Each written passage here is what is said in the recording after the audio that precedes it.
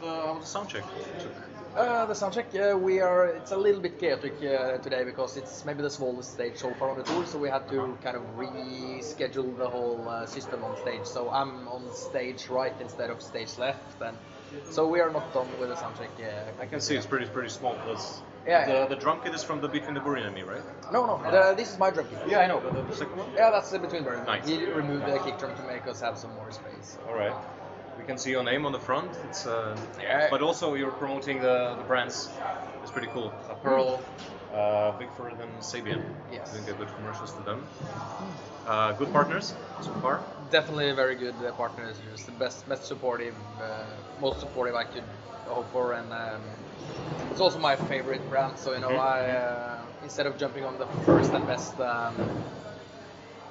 best company that wants to endorse you, I've been waiting so long time to get Sabian and also Bigford and Pearl. And, yeah. Have you also tried during some other brands within the drum kit, Sonor? Yeah, I've I've definitely tried lots of drums throughout my career. My very first drum set was Tom Artstar kit. Looks very, how do you say, very strange. A small boy with a big Tom Artstar kit, Metallica, Lars Ulrich style, big toms, and I used it when I played in the local school brass band as well. Very overkill to say, and 2 double kicks and everything. That was my first drum kit. Nice. I saved my money for a long time, played drums a lot without having any kit, and Tom Artstar was my first drum kit. All right. Yeah. Because when I looked at your full gear, there's a Pearl, Sabian, plus also now you're using Remo. Yeah. Drum heads. They're actually the same. All the 4 brands. Yeah. It's used by Ray Lucier.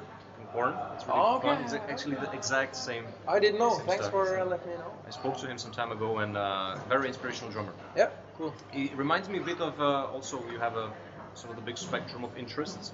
He also played with David Lee Roth, and he did some jazz projects. So now you're experimenting with the electronics a bit. So tell us a bit how it works with the electronic drums.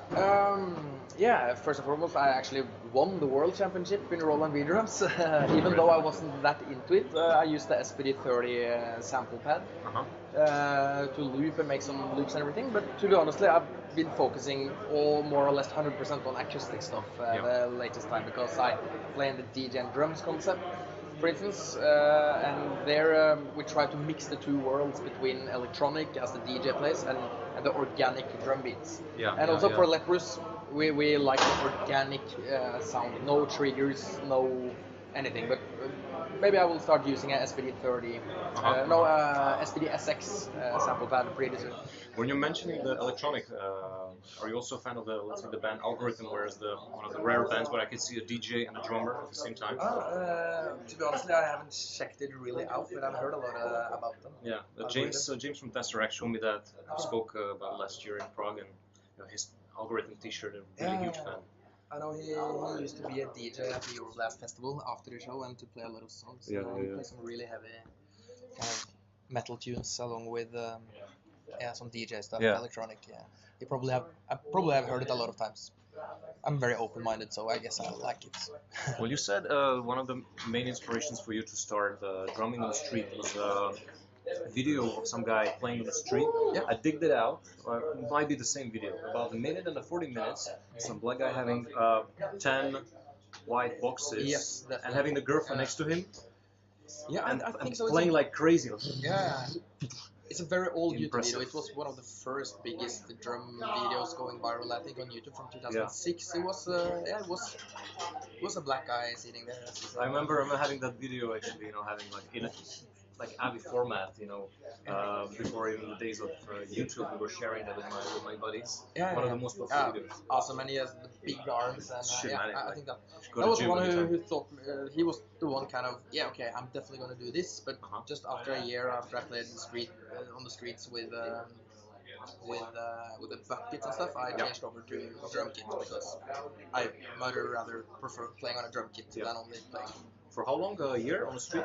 I started to play in 2006, and last time I played on the street was 2014, so quite a long time. Oh, It's a long time of my career. It's been a really important part of my career, actually. Okay. Street shows.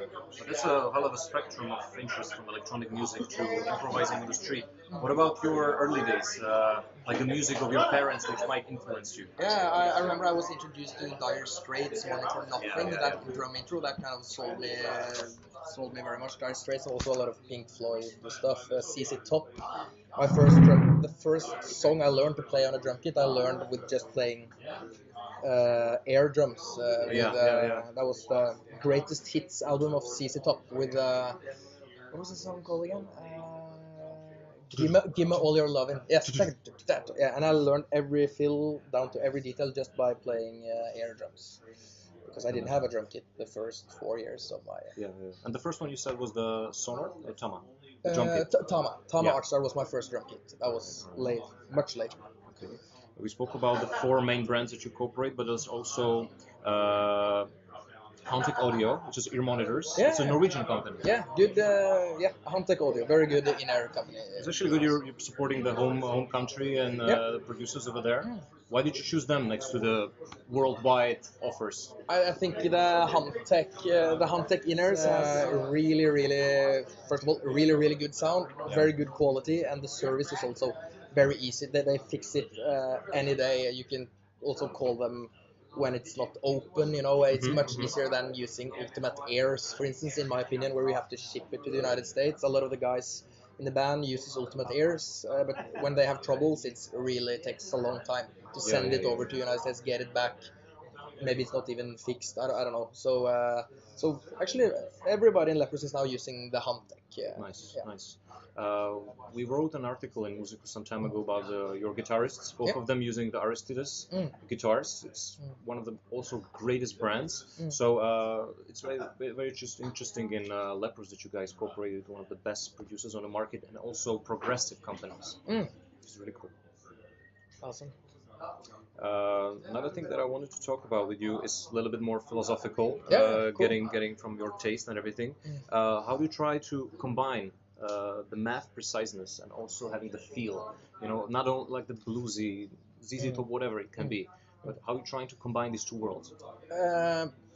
For me, it's never about playing something advanced just because of the sake of it, because in the very early days, it was, I want to play Dream Theater, I want to play very old time signatures and everything, but now, and also the last 5 years, my main goal is to make every hit or kick, whatever, count. It should be a musical vision behind every stroke you do. I don't want to do anything that is not necessary in musical-wise. And then you can probably say, okay, it's very advanced music, very technical and everything. But I want to get beyond that as soon as possible to learn the parts and then be able to improvise and, as you say, put as much feel I can do into everything. All right. So and Leprous is also a band which is okay. Something is maybe technical, but that's not never the first priority. The first priority when Einar composes is to get some emotions. I would say a very melancholic band, and then I, as a drummer, really has to think about that. Okay, make it melancholic and not just technical, not just and change with the hi-hats and kick drums. So just to do it. If that makes it cool, then we go for it. So on the new album, I found out that okay, what about moving one of the floor toms over to the left side, because then it's easier to do some of that patterns I would like to do. But that's not because it looks cool. That's because that was a musical vision behind it. So for me, mathematical stuff, whatever, I want to make it feel good. So. But we can say you received a full space on the latest Leprous album, so you can give a full speed to your creativity, right? I got a lot of. Einar and everyone just said, just feel free, experiment as much as you can. But of course we were speaking together, no, we don't like that, we like that. But and on the new Leprous album, it's way more kind of free, and improvised and more playful than the Congregation. Well, Congregation was my first album, so I was a little nervous, you know. I can imagine. And didn't, but now I didn't have any filter. I just tried everything I wanted to do, whether how career. Yeah. Same with everybody else, each member of the band, with absolute freedom, because I know Einar cannot go just full free. It's very I guess it's more freedom for vocals and drums and maybe also bass, but a lot of the music is riff-based music. Einar makes the guitar riffs, and then the guitarists kind of need to stick with that somehow, but they of course can experiment. They also, so yeah, we have done. It's been a very interesting process, the new album. So yeah, just wait for it. Come on, give us something more about the new album. Well, it's not officially released yet, or it's not. We haven't done an official statement yet, but we're gonna do very soon. Yeah. But it has been. I can say that the album is way more organic, even more momentum in all the songs. I guess every band say that about their newest record, but way more organic, more well thought through, and we're also gonna be way more. Strict to ourselves with which songs we let go to the album. So even though we have recorded a lot of songs, we might not use all of them. Yeah. And the mood of the future upcoming album, a bit of the melancholic or more personal. I can feel in the latest album, Einar put a lot of the personal issues into that. So naturally it affects the mood of the album.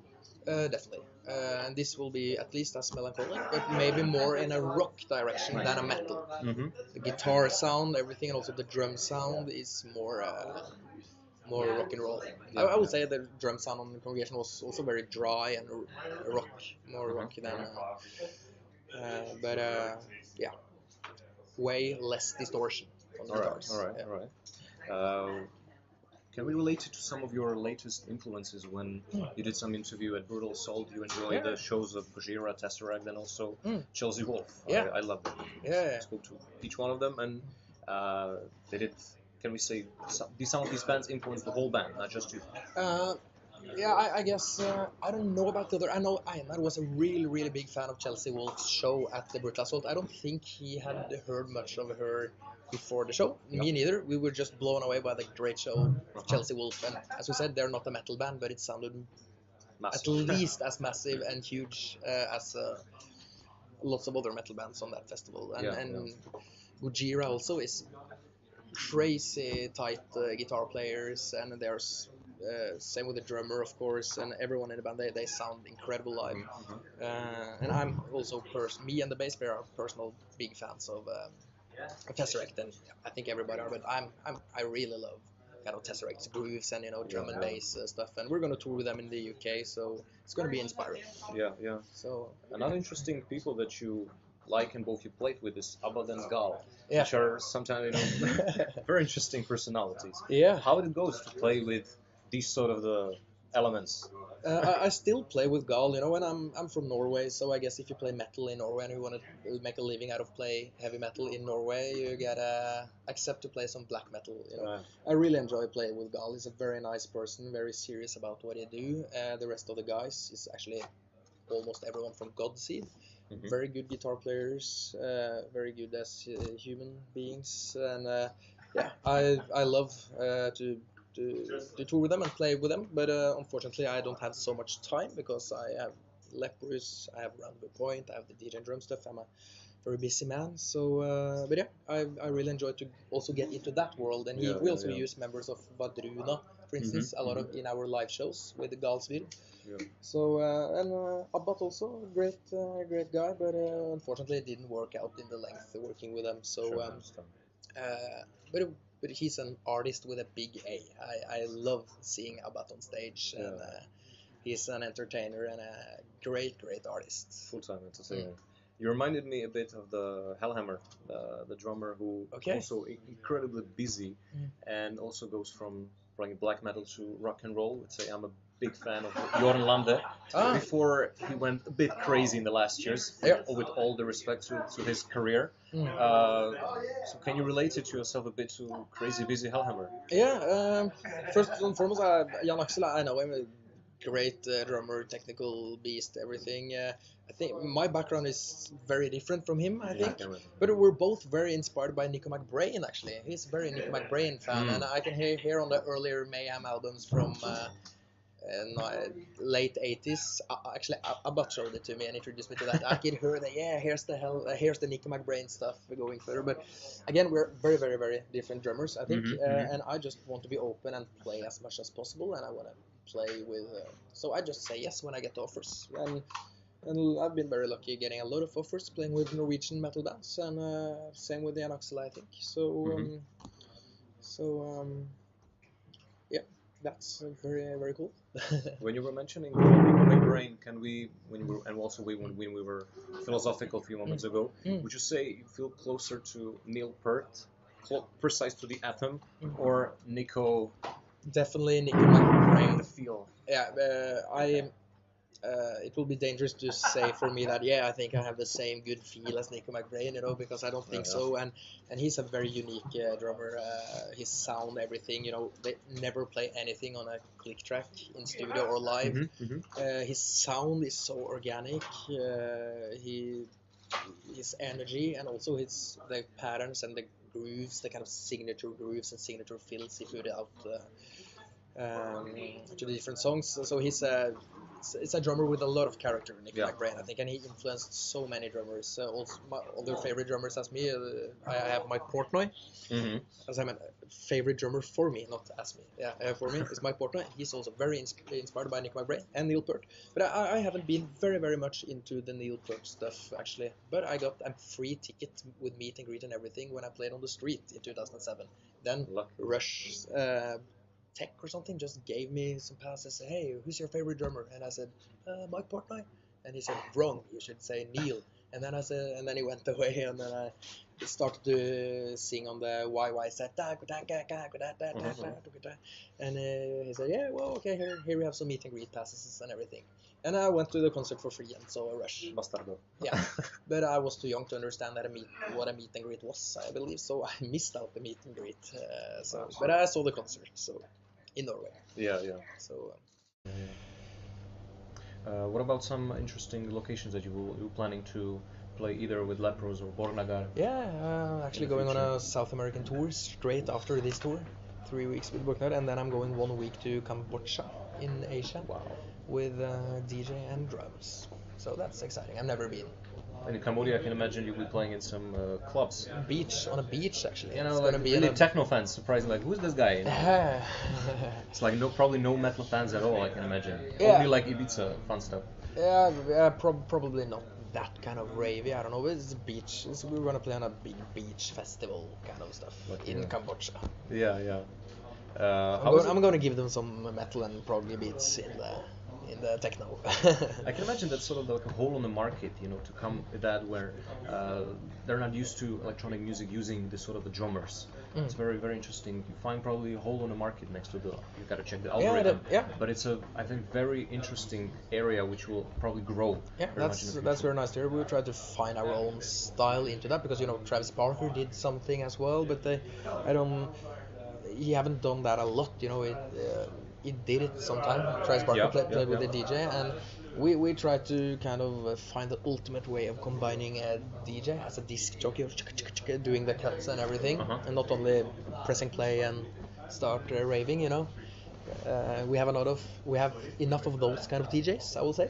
But so we try to find. It takes time to find a unique style, both together and also musical wise, to find a vibe. But what we really want is to make it quality and make it good and also catchy and not to sell out, even though boom boom music might be that for some. But so it's really interesting for us. Well, I had this thought when sort of the gen scene came out, that the progressive metal can be very close to electronic music, especially dubstep. I found this sort of the bridge between these worlds which hated each other for ages. And now, having dubstep and having progressive metal gen scene, these bands can actually combine. And bands, they're coming to Euroblast festivals, and a bunch of these guys, or TechFest, we can say that gent and dubstep can be pretty close in that way. Definitely, it's in the time we live in now, and probably always will.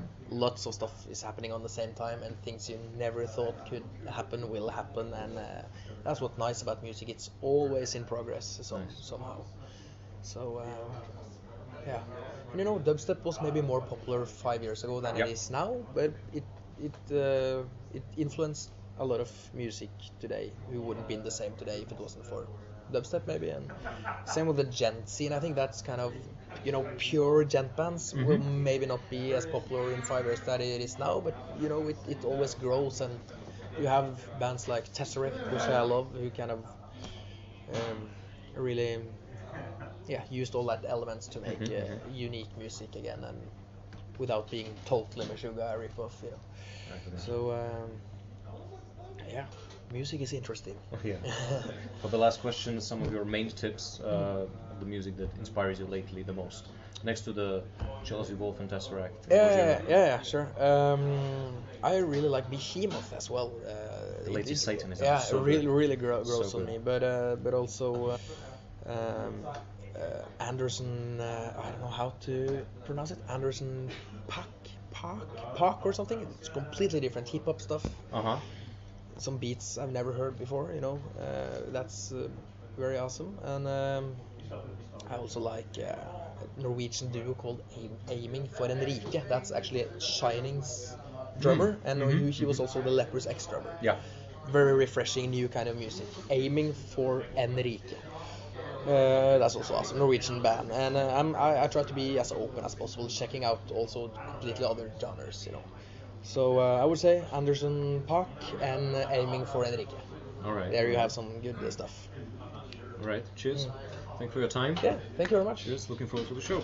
Yeah. Cool. Thank you, Anna.